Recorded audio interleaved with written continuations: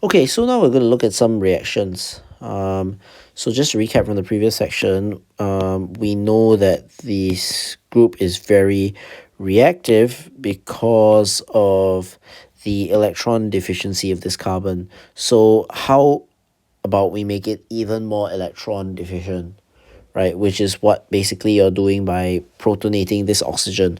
Now, you can't meaningfully make this group more electron deficient by you can't really do anything with you break the pi bond. That's the whole point, right? So instead what happens is that you have these lone pairs here on the oxygen, and just by doing that you're gonna make that oxygen electron deficient. So this minus delta is just a partial negative charge. It doesn't mean anything, right? Whereas you're gonna have a positive, a fully positive charge that's really electron deficient, and because this is fully electron deficient, it's gonna intensify it's gonna pull electrons towards itself even more, and therefore that has a knock-on effect on our carbon here, right? So if you remember the CO like that, right? You had a small electron cloud and you had a big electron cloud like that, right? So so once that happens, right, you're gonna have um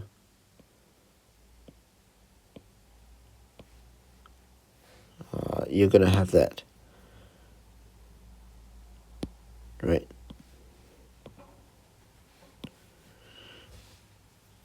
And then you're gonna have your bond with H somewhere. So there's that. Okay, so this effect is gonna be intensified. And if you're not gonna have a lot of electrons here, right? If you're not gonna have a lot of electrons in this area, then your nucleophile is gonna come in and attack much easier, right? And so that's what we're dealing with here. And it makes it an excellent electrophile. Okay, so next, this is the worst part of the slides, so just bear with me and try and survive. We're gonna look again at this protonation of the. Okay, so we're first gonna protonate this. How do you protonate? You're gonna add an acid. This should have a plus. So now, by the way, keep track of all your acids. Don't let them run away. So here, for example, I have H2O. Okay, I keep it at the side. Okay, so now my MEOH, what does that serve, right? What does my MEOH do? Well, it's a nucleophile. It's a nucleophile. It has a lone pair, can't it? As a lone pair can attack, right? So why not? Just do it, right? And if you do that, it has to go up like that. And you end up with this species here, which is, by the way, it's a hemi acetal. That's right, because you have a H here. Anyway, this now becomes a good leaving group. You can grab your water, right? So this bond doesn't just fall off by itself. Actually, water comes in. Water takes away the hydrogen, the electrons go back, you have your hemiacetal. But because your reaction still has that water there, right? You're gonna end up having this, right? And this is gonna happen. Same idea as just now. You're gonna keep your water here. This has a positive charge now. And yeah, it's gonna be a great leaving group. It's gonna leave.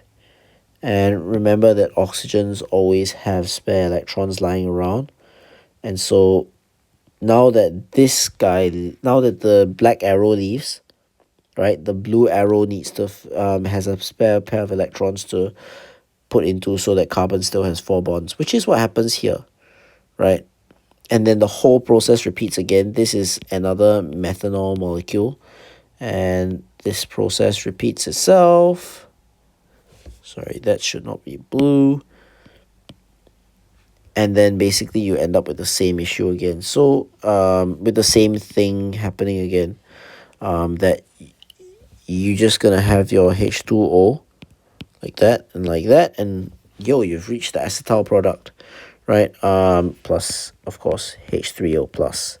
Okay, so you got back your catalyst. I would just say some important things for mechanism drawing. Always remember that if something has a lone pair, it can just go and attack that electron deficient carbonyl carbon. That's one tip. The other one is just draw your catalyst in every step. Just write it at the side because you never know when you're going to need it. And in this case, I needed it. Okay, so the shifting equilibrium, this is just a bit of physical chemistry. You can do certain things like removing, if you want more of the products. If you want more of the products, then you remove the products as they go.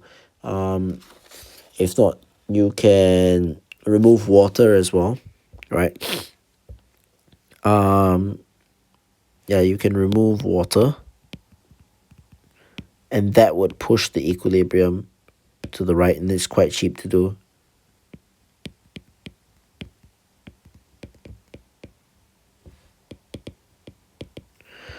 Okay, so this again, same shit, different day. Yeah. So acetal and hemiacetal formation. It's the same thing, honestly. So with the base, remember that you can't go to the acetal, right? Let's see what they're trying to say here.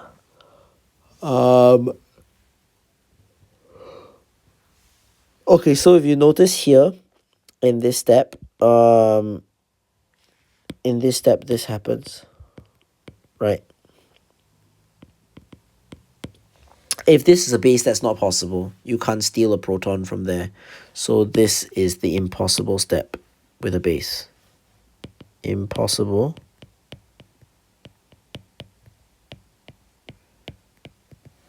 And so you can't get a you can only get a hemiacetal, you cannot get a acetal.